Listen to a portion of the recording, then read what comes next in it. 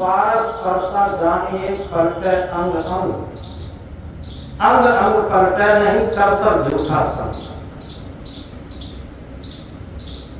पारस बताते हैं पत्थर होता है जिसमें लोहे के स्पर्श होने से लोहा सोना बन जाता है।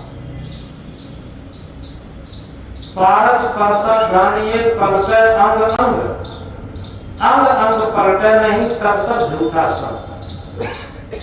यदि पारस पत्थर से लोहा स्पर्श कर जाए और फिर भी उसका कोई भी अंग कोई भी कण बदले ना तो सब झूठा सब क्या फायदा होगा।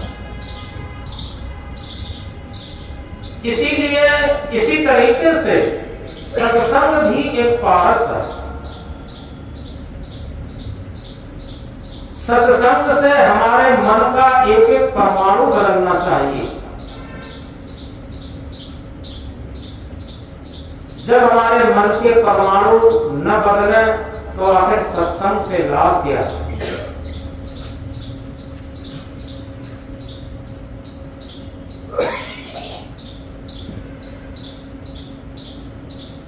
क्योंकि सत्संग भी बताते हैं, सत्संग मत गैंद गजदंत, वो तो तोड़े पौड़गढ़ वो तोड़े करम अनंत। भक्ति और सत्संग तो ऐसे होते हैं जैसे मतवाले हाथी के दांत, मत गैंद गजदंत, यानी मतवाले हाथी के दांत, वो तो तोड़े पौड़गढ़ वो तोड़े कर्म अनंत। जो मतवाला हाथी है वो अपने बहुत मजबूत दांतों और मस्तक से किसी किले की दीवार तोड़ सकता। और इसी तरीके से हमारा ये मन रूपी हाथी और सत्संग की भक्ति के नशे में अगर आ गया है तो ये तोड़े कर्म अनंत, ये अनंत कर्म संस्कारों को तोड़ सकता। लेकिन आना चाहिए सच्ची भक्ति के नशा में इस मन रूपी हाथी को। लेकिन जब तक ये सच्चा नशा इस पर भक्ति पर नहीं चढ़ेगा मन पर, तब तक कोई भी परिवर्तन नहीं आएगा।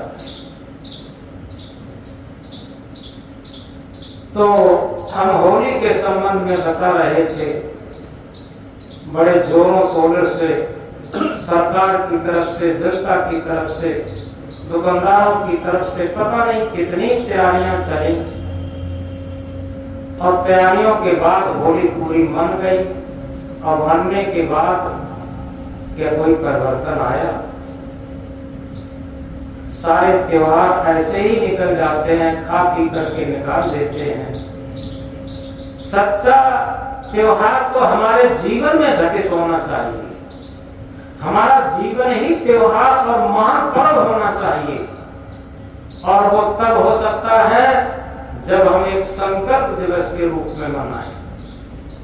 सारे त्योहार एक संकल्प दिवस के रूप में मनाना शुरू कर दें तो निश्चित है परिवर्तन आ सकता है।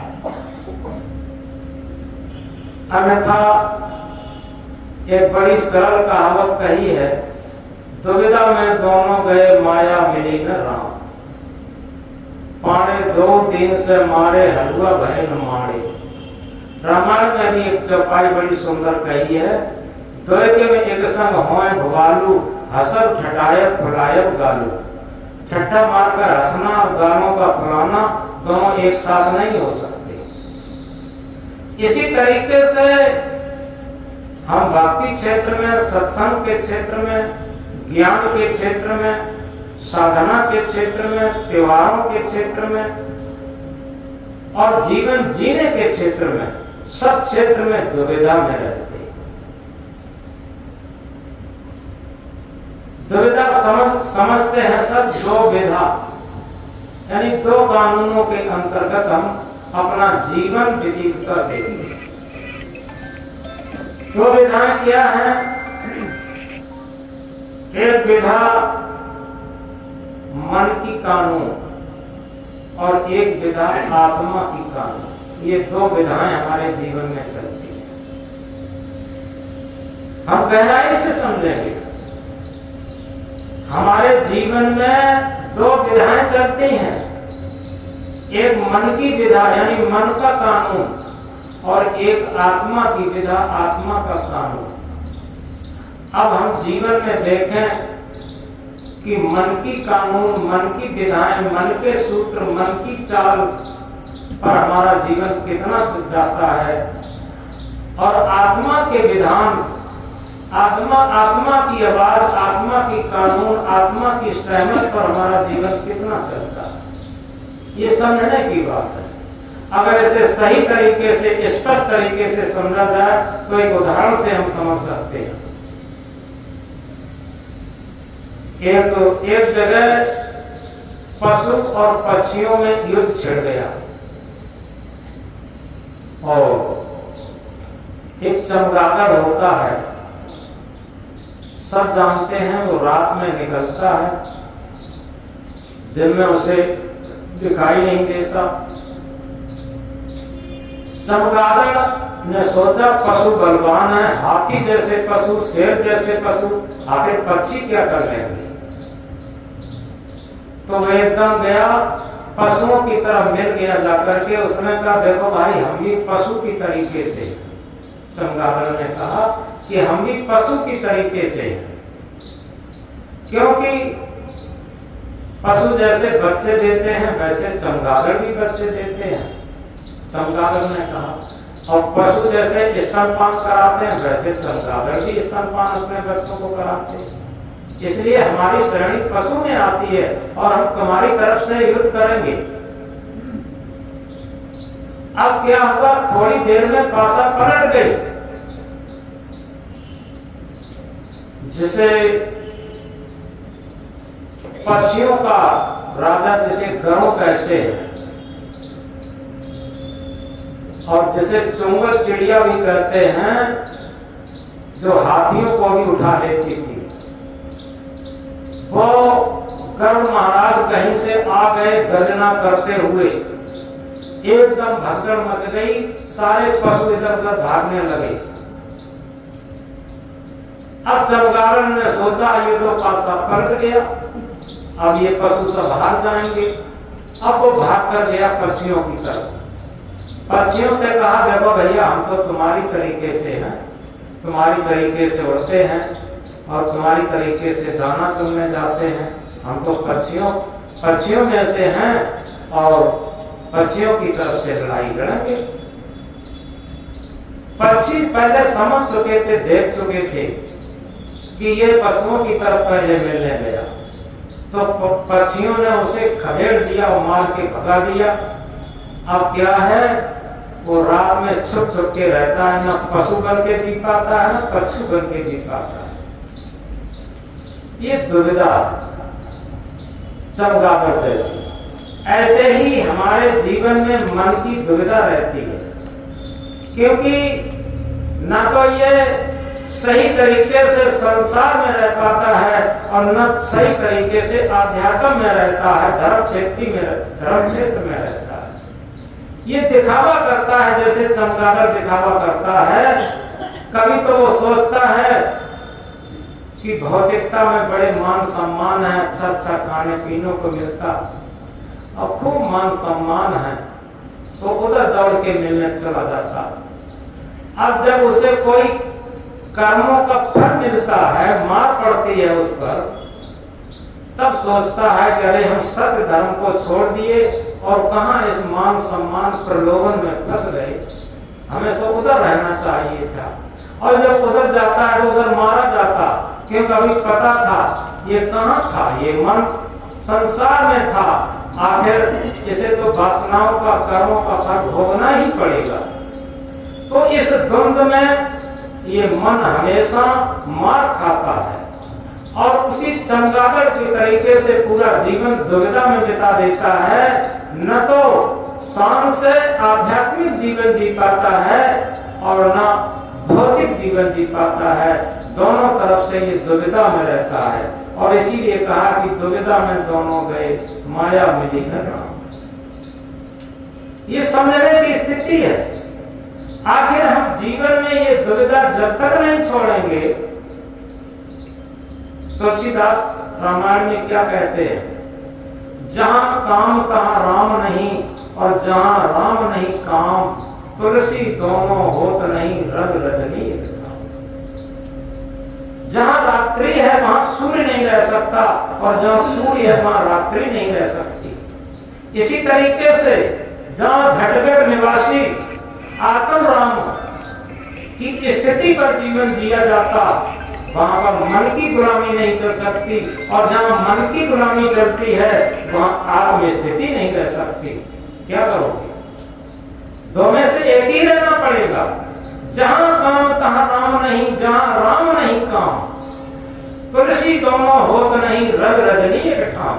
रात्रि और सूर्य दोनों एक साथ नहीं रह सकते, किसी कीमत पर नहीं रह सकते। हम विचार कर लें अपने अंदर सही तरीके से, यदि हम अपने जीवन में ये ठान लें कि हमें आत्मा के तल पर जीवन जीना है, भक्ति के तल पर जीवन जीना है, सत्य के तल पर जीवन जीना है, तो निश्चित है हमारा जीवन दुविधा में नहीं रहेगा। और ऐसा नहीं, देखो रामायण भी कहती है, सत्य समान धर्म नहीं दूजा, जब तक यज्ञ होम नहीं पूजा। आप कुछ भी जीवन में करते रहें, लेकिन सत्य के समान दुनिया में कोई धर्म नहीं, कोई पूजा नहीं, कोई तीर्थ नहीं, कोई व्रत नहीं। और उसी को सदगुरु कबीर साहब कहते हैं, सांच बिना सुख नाहिना, कोटि करे किन कोई। सांच के बिना सुख मिल ही नहीं सकता, चाहे हम करोड़ों उपाय करें। जब तक हम सत्य आत्मा के पहलू पर जीवन जीना शुरू नहीं करेंगे, तब तक हमें सच्चा सुख नहीं मिल सकता, सच्ची शांति नहीं मिल सकती। हम कितना ही छल कपट करें, चाहे लाख करो चतुराई, कर्म की रेख मिटे ना पाए। हम लाख चतुराई करें, लेकिन वास्तव में हमारे जो मन के संस्कार बन चुके हैं, कर्मों के संस्कार बन चुके हैं, वो क्रम से हमें भोगने पड़े। तो जो हम होली की बात कर रहे थे कि वर्तमान में मना के आ रहे हैं, होली पर लड़ाई झगड़ा वाद विवाद दुर्व्यसन शराब, यही तो सब चला और क्या चला। और जितनी राग द्वेष कुटन सब बढ़ती चली गई, तो ये होली नहीं है। अगर सही तरीके से हम ज्ञान की, आत्मा के विवेक ज्ञान की अग्नि में अपने सारे स्वार्थ और अपना सारा अहंकार, एक बात इसी बीच बता दें, बहुत सुंदर चौपाई, अहंकार की आग में दहत सकल संसार, याते बाचे भक्तजन, याते बाचे संतजन, केवल शांति आधार। संत और भक्त केवल शांत का आधार लेकर ही इससे बच सकते हैं, और अहंकार की आग में सारा संसार दहक रहा है। इस अहंकार की आग को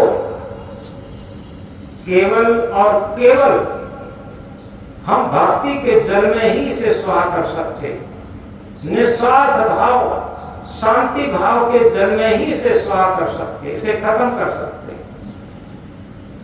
तो अहंकार की आग में दहत सकल संसार, याते बाचे संत जन, केवल शांति आधार। इससे भक्त और संत केवल शांति का आधार लेकर के ही बच सकते हैं। और शांति का आधार क्या है? हमारा आत्म स्वरूप। इस बात को बहुत गहराई से समझे, हमारा आत्म स्वरूप ही शांत स्वरूप है, और दुनिया में कोई भी शांत स्वरूप नहीं है। जब तक हम अपनी आत्मा की आवाज को बुलंद नहीं करेंगे, क्योंकि मन की आवाज बुलंद रहती, आत्मा की आवाज दबी रहती पूरे जीवन। ये बात कई बार हम कहा करते हैं, गूंगा तो बाबुल हुआ, अंधा हुआ सुजान, लंगड़ा तो चलने लगा जब सदगुरु माया हुआ। गूंगे में बोलने की शक्ति आ गई। गूंगा क्या था? हमारी आत्म आवाज गूंगी थी, उसकी आवाज ही नहीं सुनी जाती थी। लेकिन सदगुरु ने जब शब्द रूपी बाण मारा तो आत्म आवाज बुलंद हो गई, उसमें बोलने की शक्ति आ गई। अब आत्म आवाज सुनी जाने लगी, मन की आवाज धीमी पड़ गई। कब? जब सदगुरु ने शब्द रूपी बाण मारा था। लेकिन सदगुरु लाख शब्द रूपी बाण मारता रहे, हमारा अंतःकरण उस शब्द को ग्रहण न करे तब, उस शब्द का आचरण न करे तब, उस शब्द के अनुरूप अपनी रहनी कहनी न बनाए तब, उस आत्म आवाज के तल पर अपना जीवन न बनाए तब। इसलिए सबसे बड़ी बात यही है, अगर हम सही तरीके से जिज्ञासु हैं, सही तरीके से भक्त हैं, तो सदगुरु का एक शब्द हमारे जीवन को बदल सकता है।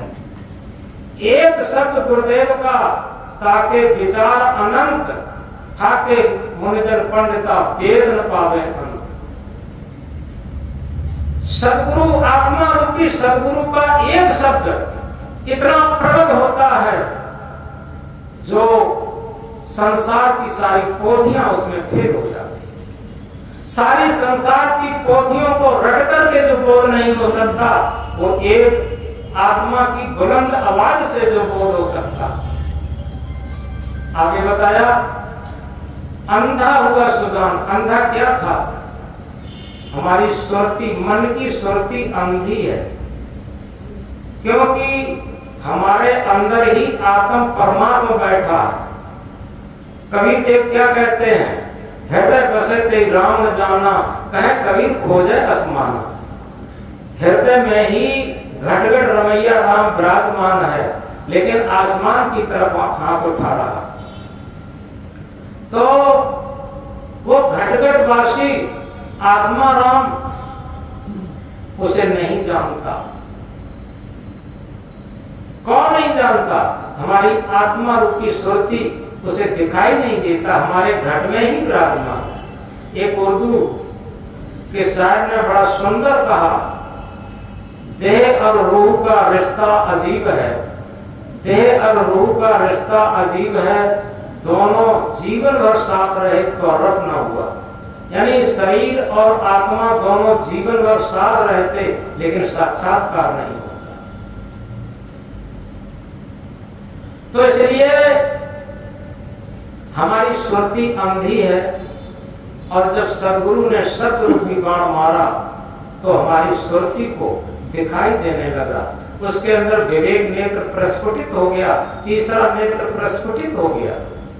अब अंदर ही आत्म परमात्मा का दीदार होने लगा, साक्षात दर्शन होने लगा, क्योंकि सदगुरु ने शब्द रूपी बाण मारा तब। आगे बताया, लंगड़ा तो चलने लगा जब सदगुरु मारिया बाण। लंगड़ा कौन था? हम भौतिक मंजिलें तो दौड़ दौड़ करके खूब प्राप्त करते, बहुत तीव्रगामी हवाई जहाज पर चलते और बहुत जल्दी सारे विश्व का भ्रमण कर लेते, लेकिन आध्यात्मिक मंजिल की तरफ से, आत्म परमात्मा की मंजिल की तरफ से, सत्य की मंजिल की तरफ से हम लंगड़े बैठे हैं, उधर यात्रा ही नहीं हो रही। क्योंकि उसकी यात्रा का दूसरा यान है, दूसरा सूत्र है। भौतिक मंजिलें दौड़ कर मिलती हैं और आध्यात्मिक मंजिल रोककर मिलती है, स्थिर होकर मिलती है, शांत होकर के मिलती है, अक्रिया के साम्राज्य में होकर के मिलती है। जिसे संत सम्राट सदगुरु कबीर साहब ने कहा, दौड़त दौड़त दौड़िया जहाँ तक मन की दौड़, दौड़ थकी मन फिर भया बद ठौर की ठौर। दौड़त दौड़त दौड़िया, पूरे जीवन दौड़ते रहे, यहाँ तक हम शरीर से बैठ जाएं, लेकिन मन ये दौड़ता रहेगा। तभी तो कबीर साहब ने जगाया क्या, माला फेरत जुग भया गया न मन का फेर, कर का मन का डार के मन का फेर। माला फेरते फोरते जुग चले गए, लेकिन ये मन का फेर नहीं मिटा। और मन का फेर कब मिटेगा? कर का मन का डार के, यानी हाथ की माला छोड़ करके और मन की माला घुमाई जाए। माला तो कर में फिरे, जीव फिरे मुख माय, मनुआ तो चौंदिस फिरे, ये सुमिरन है ना। माला तो हाथ में खूब घूमती है और जिव्या खूब मुख में घूमती है। सदगुरु कबीर देव इंकलाब करके कहते हैं, और मनुआ तो चारों तरफ भ्रमण करता है, ये सुमिरन नहीं है।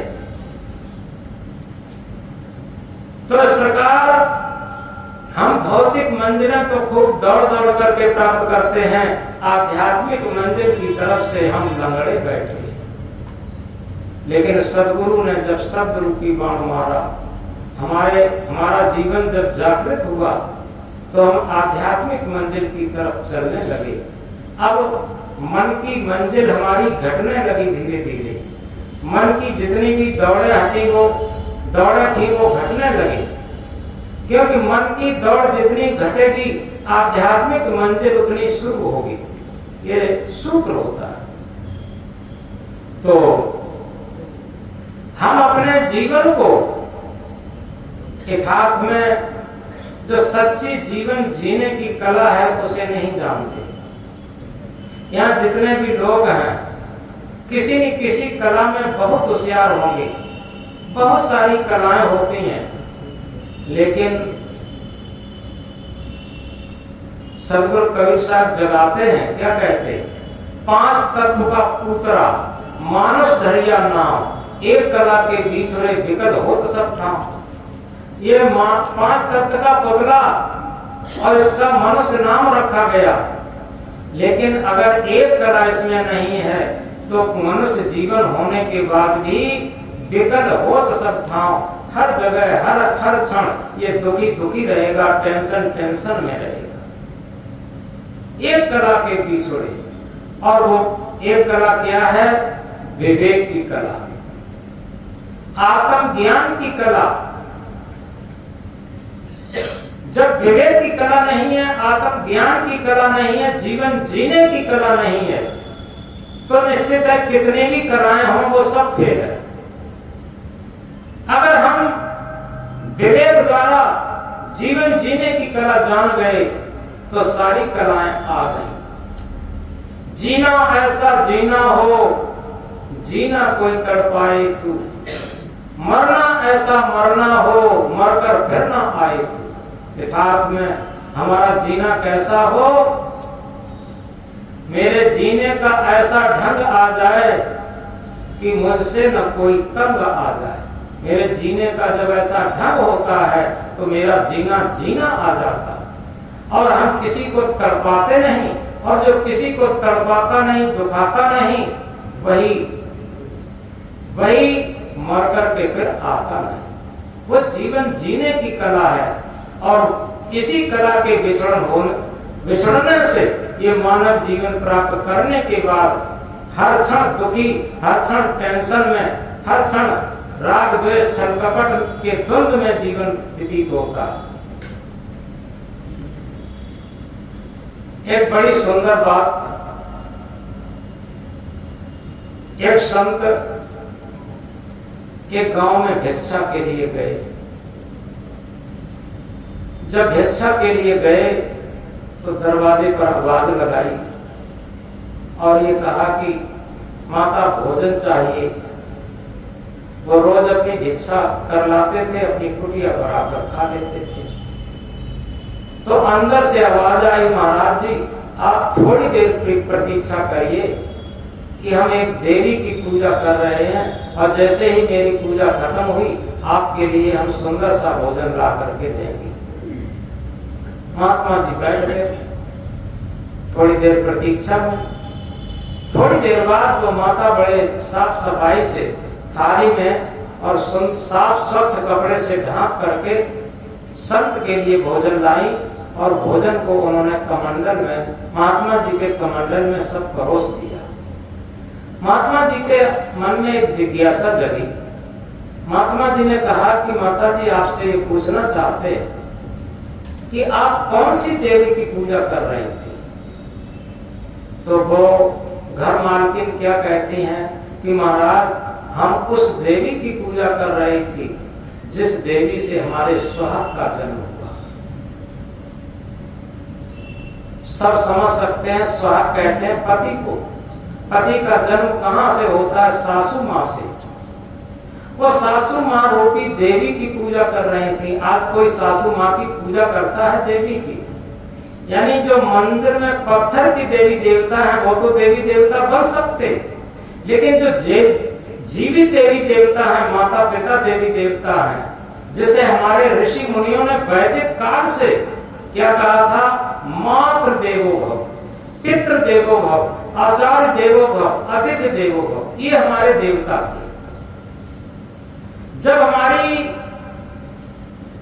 सभ्यता शुरू हो रही थी और उस टाइम ये देवी देवता थे, आप समझो, और सारे ऋषि मुनि जिन्हें हम राम भगवान मानते हैं, उनके आदर्श को तो देखिए। हम उनकी मूर्ति तो जरूर पूज लेंगे, लेकिन उनके आचरण को ग्रहण नहीं करते हैं, उनके आदर्श को ग्रहण नहीं करते हैं। राम क्या करते थे? प्रातः काल उठ के रघुनाथा, माता पिता गुरु नावे माता। सबसे पहला काम ये था, माता पिता और गुरु को चरण स्पर्श करके तब कोई कार्य शुरू करते थे। बताओ आज कोई करता हो? लेकिन राम के पुजारी तो बहुत होंगे, कृष्ण के पुजारी तो बहुत होंगे, देवी देवताओं के पुजारी तो बहुत होंगे, लेकिन माता पिता, संत गुरु और ये सासू मां, इन सबको देवी देवता के समान कौन देखता है? बताओ।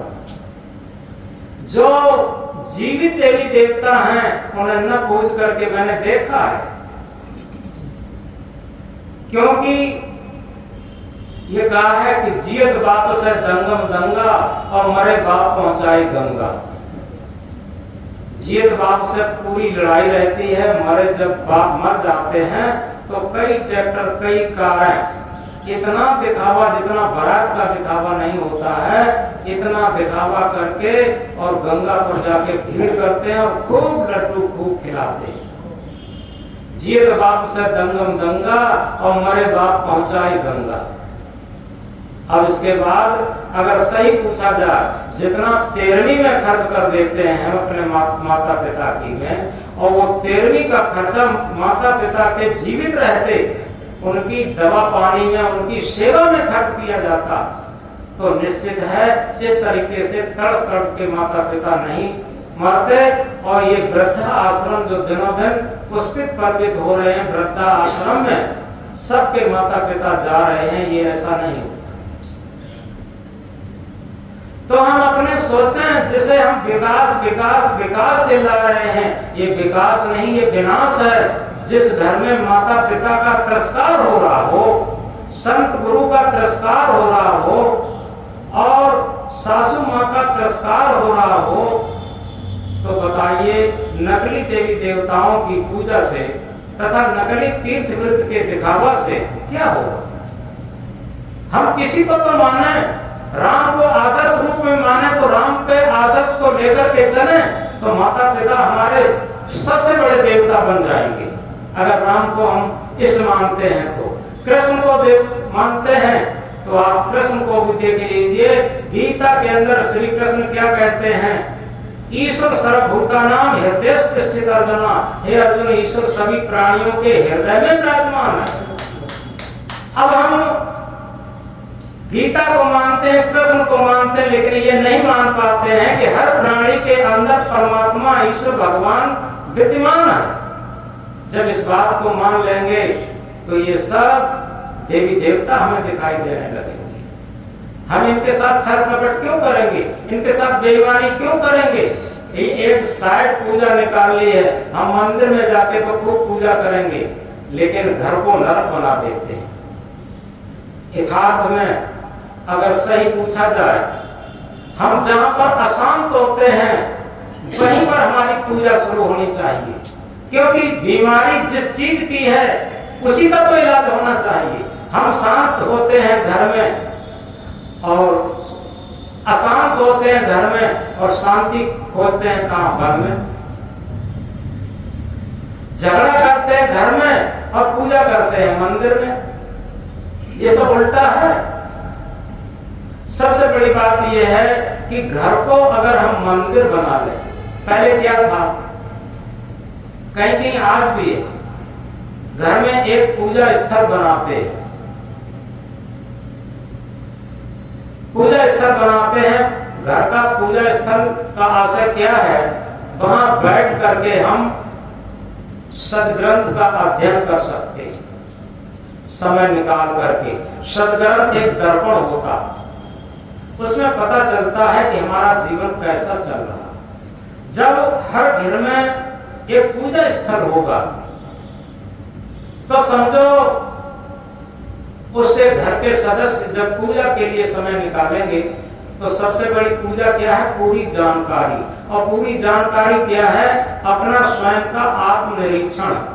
उस पूजा गृह में बैठ करके जब हम अपना आत्मनिरीक्षण करेंगे तो समझ में आएगा कि हम कहीं स्वार्थ में तो नहीं जी रहे हैं, हम कहीं किसी अपने घर के सदस्य की बेईमानी तो नहीं कर रहे, हम कोई छल कपट तो नहीं कर रहे हैं, हम कोई गलती तो नहीं कर रहे हैं, हम कोई दुर्व्यसन तो प्रयोग नहीं कर रहे। जब एक पूजा स्थल पर बैठ करके स्वयं का आत्मनिरीक्षण करेंगे, पूरी जानकारी करेंगे, ये सच्ची पूजा होगी। याद रखें, दुनिया में इससे बड़ी कोई पूजा है ही नहीं। पूजा का शाब्दिक अर्थ है कु माने पूरी, जा माने जानकारी। जो अपने जीवन की अंतःकरण की पूरी जानकारी कर लेता है उसी की सच्ची पूजा सार्थक होती है। और घर में जैसे एक पूजा स्थल होता है, यदि अपने हृदय को पूजा स्थल बना लें,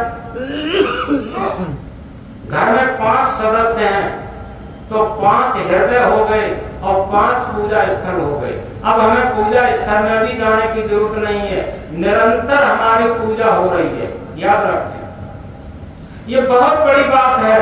जिस दिन अपने हृदय को पूजा स्थल बना लेंगे उस दिन हमसे कोई गलत कार्य हो ही नहीं सकता, कोई छल कपट, बेईमानी, धूर्ताई, ठगाई हो ही नहीं सकती, क्योंकि हृदय के तराजू पर अब हमारा जीवन तुलने लगा।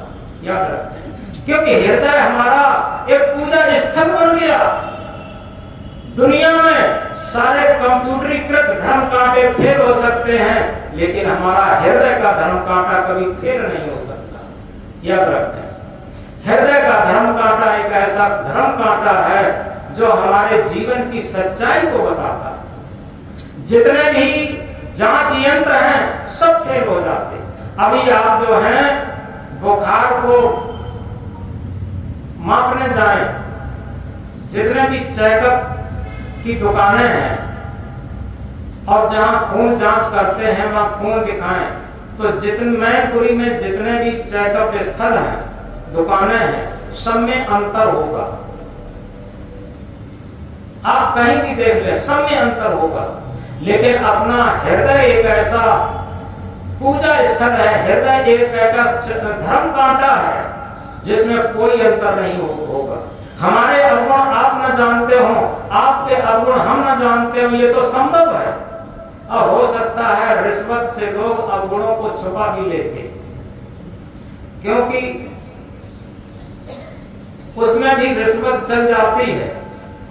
जैसे लोग अपने केस को छिपा लेते हैं, जज से लेकर के और जहां तक रिश्वत के काम है सब चल जाता। लेकिन एक ऐसा भी जज है जहां कोई रिश्वत नहीं चलती। वो क्या है? हमारा हृदय रूपी जज। एक ऐसा जज है, यहाँ रिश्वत नहीं चलती, आप कुछ भी करें। हृदय एक ऐसा धर्म कांटा है, यहाँ कोई रिश्वत नहीं चलेगी। यहाँ जो आपने गलत किया है, अब उस गलत के वजह से आप लाख पूजा पाठ करें बाहर, आप तीर्थ व्रत करें, कुछ भी करें, कोई फर्क नहीं पड़ता। क्यों? सबसे बड़ी बात यह है कि जैसे उदाहरण के लिए हम किसी का नाम रमेश है और रमेश के साथ हमने चोरी की है, उसकी बहुत बेईमानी की है, और जाकर के हम कहीं दूसरी जगह जाकर के और महेश से जाकर के माफी मांग लें और उसे रिश्वत दे आए। थोड़ा समझे, रमेश के घर में हमने चोरी की है, उसकी बेईमानी की है, और कहीं दूसरी जगह जाकर महेश को हम कुछ रिश्वत दे आए जाकर के, और हम सोचे कि हमारा पाप कट गया, क्या कर सकता बताओ। इसी तरीके से होता, हम घर में बेईमानी करते हैं, घर में पाप करते हैं, घर में छलकपट करते हैं, घर में झूठ बोलते हैं, घर में बेईमानी करते हैं, और मंदिर में जाकर के अगरबत्ती सुलगा आते हैं, मंदिर में जाकर के पूजा पाठ कराते हैं, और हम सोचते हैं हमारे पाप कट गए। कैसे कट गए? कौन सा तरीका, कौन सा सूत्र? इसलिए सबसे बड़ी बात यह है, घर ही को मंदिर बनाए, मंदिर में का करके जाए। हमारा जब घर ही मंदिर बन जाए, और सबसे बड़ी बात यह है कि हमारा मन मंदिर बन जाए। जब हमारा मन मंदिर होगा तो घर भी मंदिर होगा, समाज भी मंदिर होगा, राष्ट्र भी मंदिर होगा, ये सब मंदिर होंगे। और हमारा मन ही मंदिर नहीं होगा तो मंदिर में भी जाने से मंदिर नहीं होगा, स्वार्थ होगा। याद रखें, हम जीवन भर हम पूरी साल भर पढ़ाई नहीं की, विद्यार्थी है, स्टूडेंट है, और जाकर के हम मंदिर में चढ़ावा करते हैं कि हम किसी तरीके से पास हो जाएं। कैसे हो जाएंगे? कौन सी तरीका है?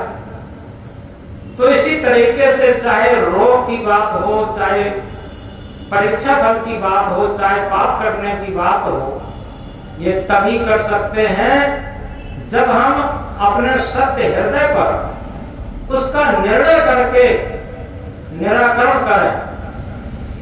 और इसीलिए कहा, कबीर कमाई अपनी निष्फल कब न जाए, बोया पेड़ बबूल का आम कहाँ देखा। हमने अपने खेत में बबूल का बीज बो दिया है, हम चाहे मीठे मीठे टपका खाने को मिलेंगे तो कहां से मिलेंगे। सुर नर मुनि और देवता 7 दीप 9 खंड, कहे कबीर सब हो गया दे धरे को दंड। चाहे सुर हो, नर हो, मुन हो, हम ये ड्रेस पहने, हम इस अहंकार में न रहें, अरे हम तो बहुत बड़े गुरु हैं, महंत हैं, संत हैं, हम तो जैसा करें वैसा, कोई हमें फर्क ही नहीं पड़ेगा। ये कुछ है, ड्रेस डबल ड्रेस पहनने कोई फर्क नहीं पड़ेगा। एक्शन टू रिएक्शन, क्रिया की प्रतिक्रिया होगी। अगर लहसुन खाएंगे तो दुर्गंधी की डकार आएगी, आम संतरा खाएंगे तो सुगंधी की डकार आएगी। और इसीलिए देखो रामायण में भी कहा है, क्या कहा?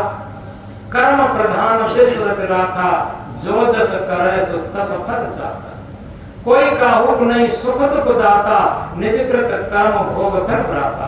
कोई किसी को सुख दुख देने वाला नहीं है, अपने ही कर्मों का फल सबको मिलता है। ये रामायण में लिखा। हम इन चीजों को समझें, कारण कार्य की व्यवस्था को समझें। तो इस तरीके से हम थोड़ी होली पर बात कर रहे थे। और सबसे बड़ी बात यह है, होली कई तरीके से लोग मनाते हैं। कोई कहता है कि प्रहलाद की रक्षा है। प्रहलाद का पिता था हिरण्यकश्यप, और प्रहलाद की बुआ थी होलिका। तो प्रहलाद का पिता और प्रहलाद की बुआ ये सब उसे मारना चाहते थे। हिरण्यकश्यप और हिरण्यकश्यप की बहन होलिका ये प्रहलाद को मारना चाहते थे क्योंकि वो भक्त था। अब क्या बात रही अलग चीज है, क्योंकि प्राग इतिहास काल की बात है, लेकिन सच्ची बात है ये हमारे अंदर ही सारी चीजें हैं। हम थोड़ा गौर से समझें। होलिका कहते हैं वासना, जो मन की वासना है, जो होली की तरीके से बढ़ती रहती हमेशा, तृष्णा जिसे कहते हैं। तृष्णा है कि डाकिनी की जीवन को काल और निस्दिन चाहे जीवन करत बिहार। जो हमारी प्रहलादी शक्ति है, आत्मा की आनंदित और प्रहलादी शक्ति को नष्ट करने वाली ये वासना रूपी होली है, ये तृष्णा रूपी होली है। तृष्णा है कि डाकिनी की जीवन को काल और निस्दिन चाहे जीवन करत बिहार। और सच बात यह है, ये प्रहलादी सत्य और इसका पिता क्या है, अहंकार रूपी हिरण्यकश्यप।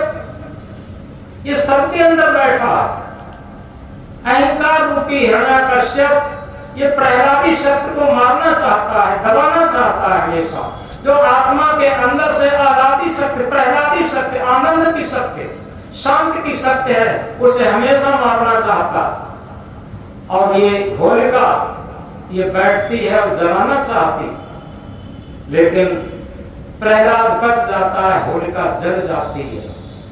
यही तो कहानी रहती। यथार्थ में प्रहलाद क्यों बच जाता? कि वो अजर अमर अखंड अविनाशी है, इसलिए बच जाता। और वो बच इसलिए और जाता है क्योंकि वो गुरु की शरण में पहुंच करके अगर उसने अपने अंदर आत्मबल जगा लिया, आत्म विश्वास जगा लिया, आत्म ज्ञान जगा लिया, तो निश्चित है उसकी प्रहलादी शक्ति बच जाएगी। जिसे अगर अंग्रेजी के कोटेशन में कहें, self reverence, self knowledge, self control, these three elongate life to सर्वोजनिटी। आत्मज्ञान, आत्म संयम और आत्म विश्वास ये जीवन को परम सत्य संपन्न बना देते हैं। जहां ये तीन चीजें होगी, आत्म विश्वास, आत्म ज्ञान और आत्म बल, ये तीनों चीजें जहां पर इकट्ठी हो जाएंगी, वहां निश्चित है ये होलिका कुछ नहीं कर पाएगी, ये जला नहीं पाएगी और ये स्वयं नष्ट हो जाएगी। तो हम कह रहे थे तृष्णा है कि डाकिनी की जीवन को काल और निस्दिन चाहे जीवन करत बेहाल, हमारे जीवन को बेहाल कर देती है। और ये धधकती तृष्णा की आग में हमारे जीवन की आजादी शक्ति को जलाने का प्रयास करती है हमेशा। लेकिन हम क्या करते हैं, इसमें भी औपचारिकता करते हैं। बाहर से भक्त बन जाते, अंदर से अभक्त बन जाते, बाहर से सज्जन बन जाते, अंदर से दुर्जन दुष्ट बने रहते, बाहर से सुंदर बन जाते, अंदर से काले कलूटे बने रहते। ये सब दोहरी जिंदगी ही हमारी जीवन की हार होती। हम बाहर से बड़े ऊंचे संत दिखना चाहते और अंदर अंदर असंत बने रहते। ये दोहरी जिंदगी हमेशा हार का कारण बनती। और इसीलिए कहा, क्या कहा, रोशनी कोर्ट और किलों में है, रोशनी कोर्ट और किलों में है, रोशनी फैक्ट्री और मिलों में है, रोशनी फैक्ट्री और मिलों में है, रोशनी सब महफिलों में है, पर अंधेरा सारे दिलों में है। चारों तरफ जगमग जगमग जगमग हो रहा है पूरा संसार। आप देखिए कहीं भी किसी भी बड़े महानगर में चले जाइए, रात में भी दिन जैसा लगता है, लेकिन आज ये चारों तरफ चकमक चकमक हो रहा है, जगमग जगमग हो रहा है, रोशनी हो रही है और दिलों में उतना ही अंधेरा बढ़ता चला जाता है। कारण क्या है? कारण ये है, पहले जब ज्यादा बिजली भी नहीं थी, लोग दिए जलाते थे मिट्टी के तेल के, मिट्टी के तेल से पहले नीम के तेल के, अंडी के तेल के और सरसों के तेल के दिए जलाते थे। बहुत कम जगमग जगमग बाहर थी, कहीं भी ये नहीं थे। जो चेहरा सजाने की जगह होती है उसे क्या कहते हैं? Beauty parlour. पहले कहीं नहीं थे और सब बड़े सुंदर थे। अब जगह बेजगह ये ब्यूटी पार्लर भी चले, जैसे जगमग जगमग चारों तरफ हो रही है वैसे। और पहले भी बहुत सुंदर थे, लेकिन बाहर से भले ही सुंदर ना होंगे, लेकिन अंदर से सब सुंदर थे। याद रखें, अंदर से सब बहुत सुंदर थे। जितना हम बाहर से जितना दिखावा करते हैं, उतना ही अंदर बनावटीपन हो जाता। जब अंदर से हम सुंदर हो जाएं, तो निश्चित है आज भी सारी समस्याओं का हल किया जा सकता। तो और अंदर से सुंदर तब होंगे, गुरु ज्ञान पाले बंदे मिटा ले अंधेरा, गुरु ज्ञान पाले बंदे मिटा ले अंधेरा, ना कोई तेरा बंदे ना कोई मेरा, गुरु ज्ञान पाले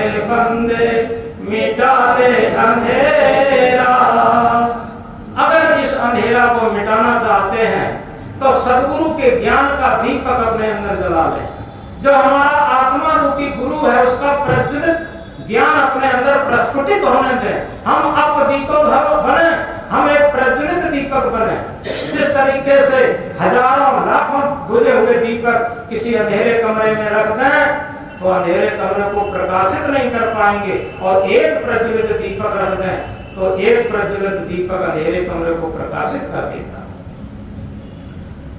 तो इसलिए बहुत अधिक न कहकर क्योंकि समय हो गया है पहले से ही, हम इस बात को बहुत गहराई से समझें कि हम होली मनाने के बाद भी होली से साक्षात्कार न कर पाए। होली का शाब्दिक अर्थ है जो आज हमने दिया है, आज तक जो हो लिया वो हो लिया। हम ये कहा है जो बीत गया वो मुर्दा है, आने वाला सपना है, जिसमें हम बंधन काटे वो वर्तमान समय अपना। हम किसी भी स्टेज पर हैं, सारे भूतकाल को डेड कर दें और वर्तमान भूतकाल जितना जो याद करता है कि हम पहले ऐसे थे, पहले ऐसे थे, जितना भूतकाल को याद करता है वो वर्तमान को डेड रखता, यानी वर्तमान उसका मुर्दा रहता। ये निश्चित बात है 100%। और जो भूतकाल की घटी घटनाओं को ज्यादा याद नहीं करता उसका उतना ही वर्तमान जीवित रहता, और जिसका वर्तमान जीवित रहता उसका भविष्य उतना ही सुनहरा रहता।